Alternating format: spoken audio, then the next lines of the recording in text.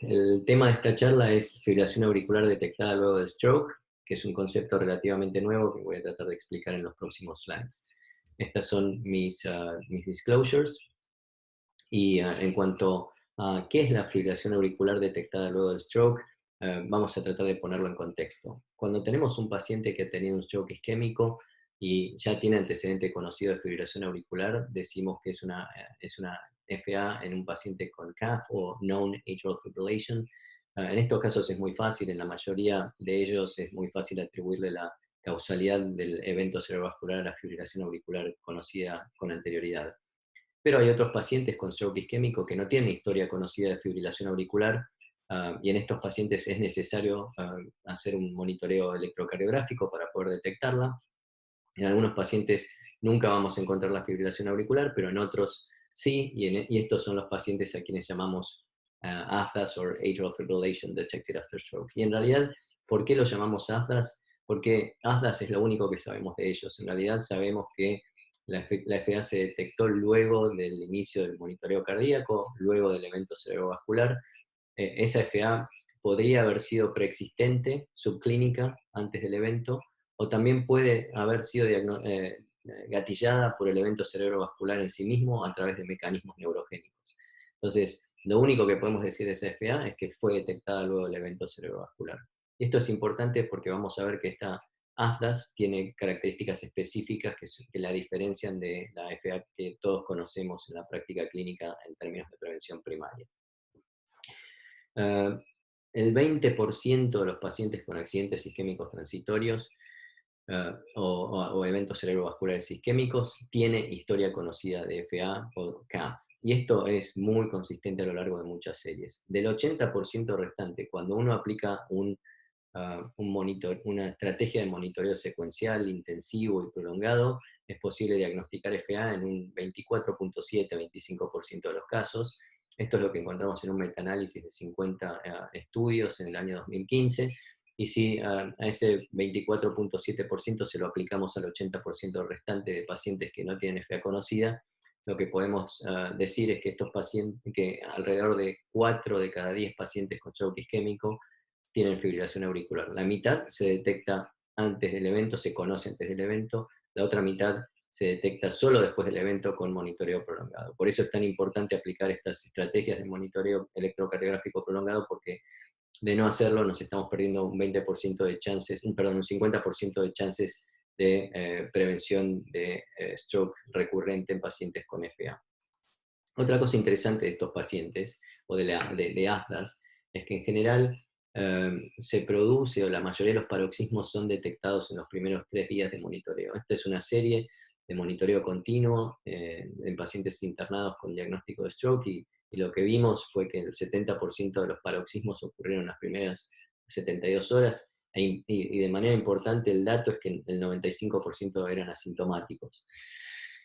Otro dato interesante es que cuando uno mira el compromiso de la corteza insular en estos pacientes, podemos ver que más o menos el 30% con AFDAS tiene compromiso de la corteza insular, mientras que los pacientes con CAFO sin FA no tienen FA.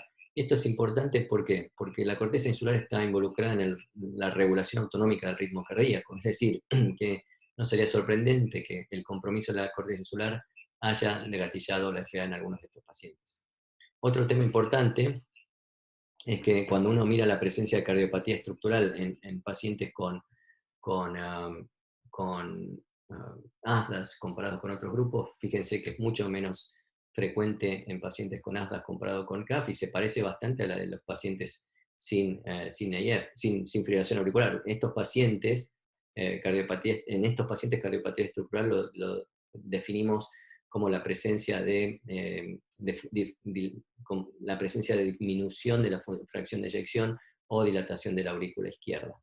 Es decir, que lo que nos está diciendo este slide o toda esta información junta es que tal vez los pacientes con ASDAS no requieren la presencia de cardiopatía estructural, pero simplemente un estímulo disautonómico para generar la fibrilación auricular, aún en presencia de corazones sanos. Cuando uno mira la prevalencia de enfermedades cardiovasculares o comorbilidades cardiovasculares, ve que en ASDAS comparado con CAF en series que incluyen alrededor de 50.000 pacientes. Por ejemplo, la historia de un infarto agudo de miocardio es mucho menos frecuente en pacientes con AFDAS que con CAF, como ven aquí, casi la mitad. Historia de enfermedad coronaria, fíjense que también tiene casi muy consistentemente la mitad de prevalencia en AFDAS que en CAF, y bastante parecido al ritmo sinusal, como también acá infarto agudo de miocardio. Y cuando vamos a insuficiencia cardíaca, que esto ya uno puede decir eh, que el diagnóstico es mucho más preciso para insuficiencia cardíaca, pacientes con CAF tienen casi 3 veces más prevalencia de insuficiencia cardíaca que los que tienen AFAS.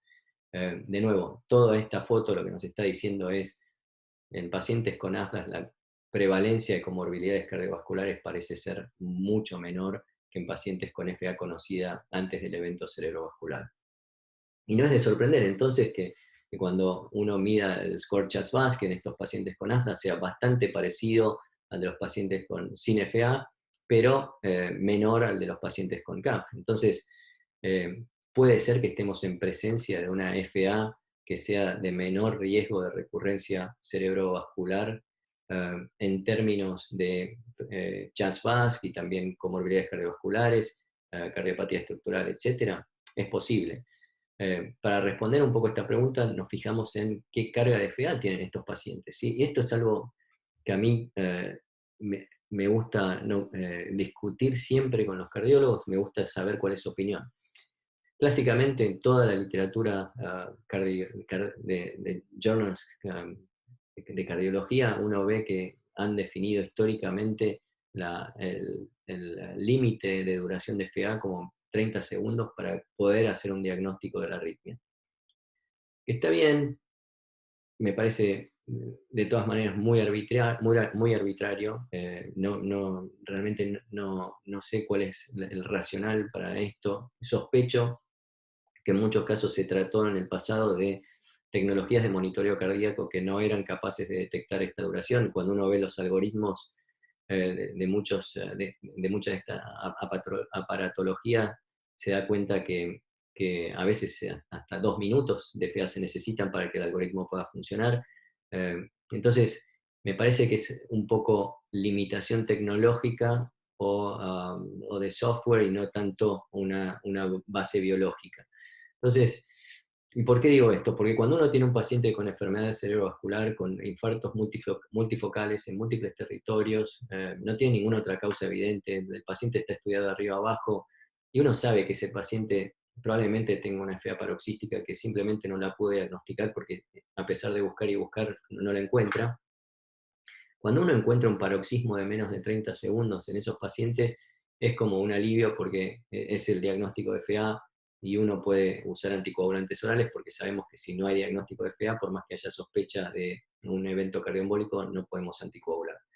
Entonces, lo que hicimos fue buscar en ese metaanálisis de 50 estudios, buscamos a aquellos que hubieran reportado duraciones de menos de 30 y más de 30 segundos para los paroxismos de FA, y nos dimos cuenta que el 56% de esos paroxismos duraba menos de 30 segundos. Entonces, es posible que algunas de estas afdas sean de baja carga, y la razón por la cual sean de baja carga es que detrás de ellas no hay ninguna cardiopatía estructural subyacente, y que tal vez solo dependan de mecanismos neurogénicos que son autolimitados en el tiempo.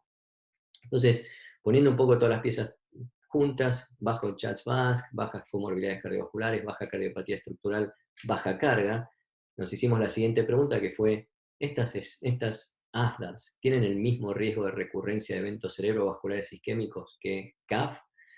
Y para responder esa pregunta, tomamos una población de pacientes con primer evento cerebrovascular isquémico, con base poblacional en Ontario, alrededor de un poquito más de 23.000 pacientes, y nos fijamos cuál fue la tasa de recurrencia de eventos cerebrovasculares isquémicos de acuerdo al ritmo cardíaco de esos pacientes, de nuevo, dividido en estos 3 ritmos de los que venimos hablando.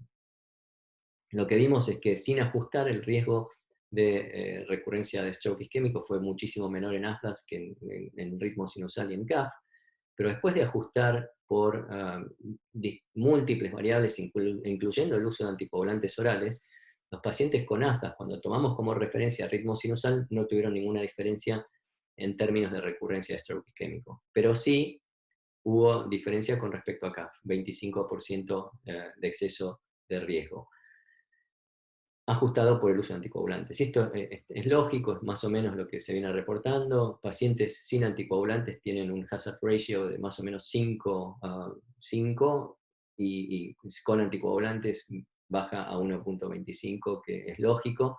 Eh, lo que nos está diciendo esto, primero, que la muestra es confiable; segundo, que tal vez estos pacientes, en coincidencia con todo lo que venimos hablando previamente, eh, tienen un tipo de FA que es distinto, tienen un tipo de FA que involucra mecanismos neurogénicos en ausencia de cardiopatía estructural substancial. Entonces, ¿cuáles son estos mecanismos que tal vez son autolimitados en el tiempo? En el año 2014 propusimos que estos pacientes tal vez tienen una cascada autonómica que está relacionada con la afección de estructuras anatómicas involucradas en el sistema nervioso autónomo, y también una cascada inflamatoria que es sistémica y local a nivel miocárdico. Lo interesante es que la literatura, cuando describe estos fenómenos luego de un evento cerebrovascular isquémico, claramente nos muestra que estos picos de disautonomía o de respuesta inflamatoria tienden a autolimitarse en el tiempo y van desapareciendo a medida que van pasando las semanas o los meses.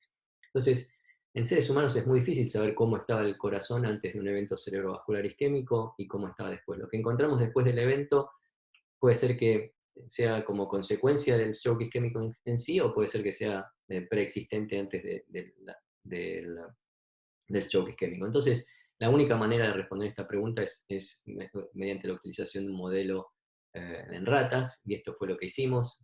Tomamos ratas y les inyectamos endotelina 1 en la corteza insular derecha y la corteza insular izquierda.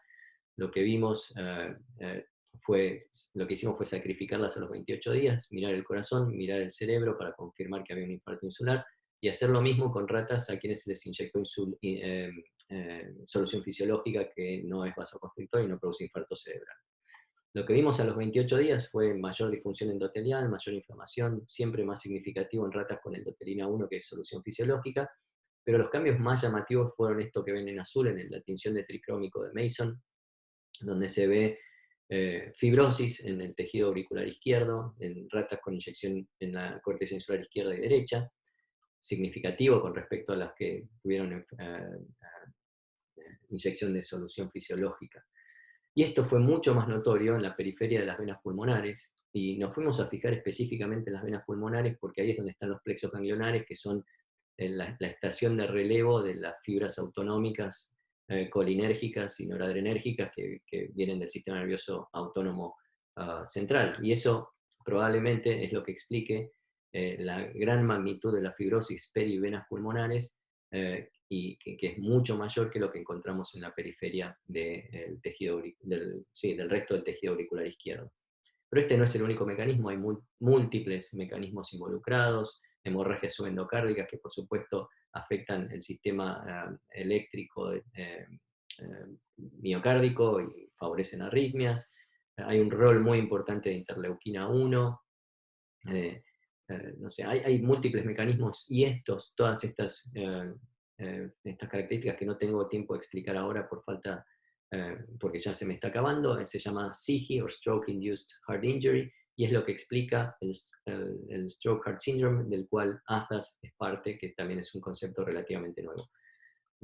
Todo esto lo van a poder ver publicado en unos pocos días en JACC, donde acabamos de describir el Stroke Heart Syndrome, el SIHI y ASDAS como criterios nuevos de la relación cerebro-corazón.